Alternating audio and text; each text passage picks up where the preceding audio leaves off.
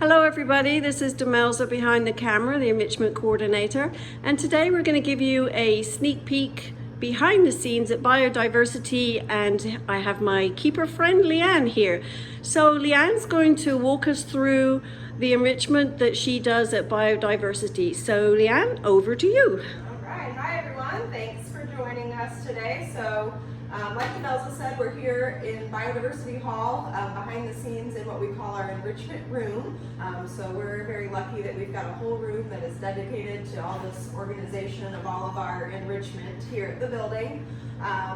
So in Biodiversity Hall, if you're familiar, the cool thing about this area is it's a very diverse collection of animals. So we've got everything from aquatic species, reptiles, birds, mammals, a whole array of different things. So really fun to enrich all these different animals, but it also can be very challenging because there are certain things that are appropriate for some animals that might not be appropriate for different animals.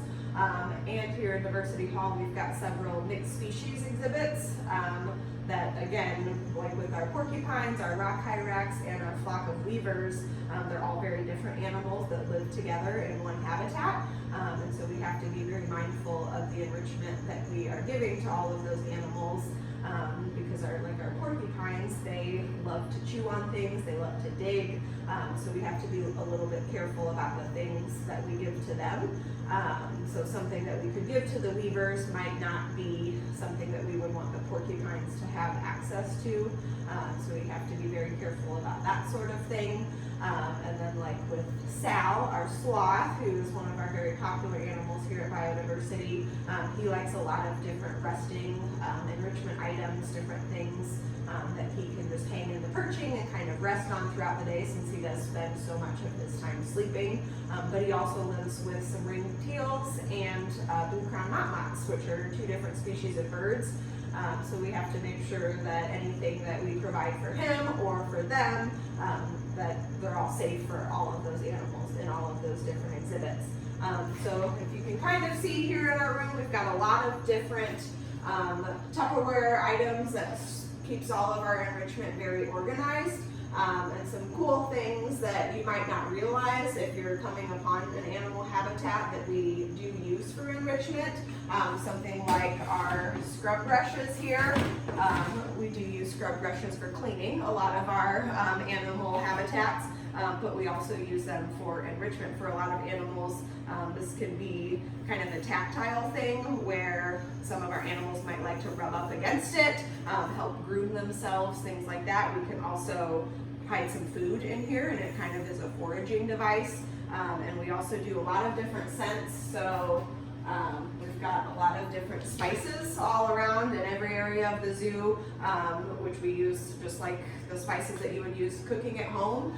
We use just for different scent opportunities for our animals. So a lot of different enrichment items. If you don't see an item in there, they may have just got some new scents today, and that helps draw out some natural scent marking behaviors, and just being able to experience a lot of new things in there. So if you see a scrub brush in a habitat, doesn't mean a keeper forgot it when they were cleaning. It is very likely an enrichment item.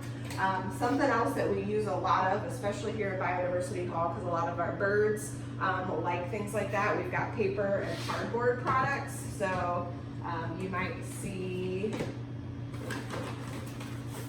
like just regular old paper plates. We've got a lot of different paper bags, cardboard boxes. Oftentimes if we empty like a glove box out that we've been using for cleaning, we'll repurpose that for enrichment. Usually we can hide food in it, like for our foxes, for our New Guinea singing dogs.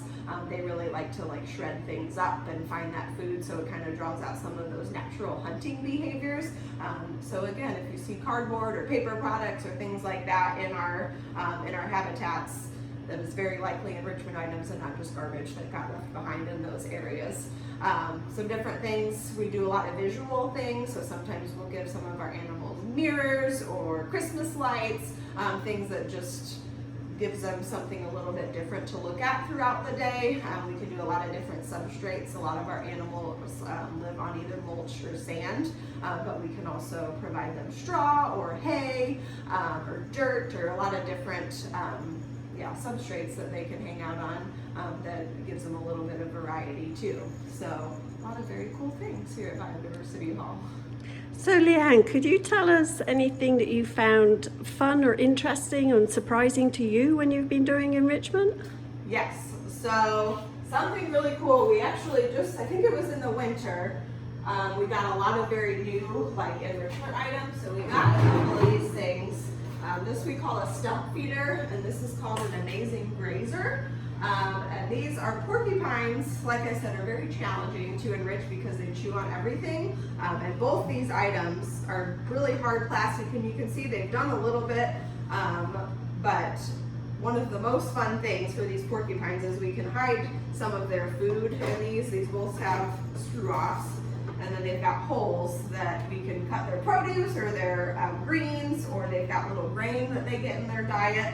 And they will spend like the entire day rolling these around their habitats. They will be digging in their substrate, trying to move it around, and it keeps them very, very busy. Our porcupines are very spirited, and they're very active, and they're always very interested in things that are going on, and this provides them something to keep them occupied and draw out those natural digging and foraging behaviors almost all day, which is really exciting. So that's like one of my favorite. They're an animal that are challenging but also very fun to enrich.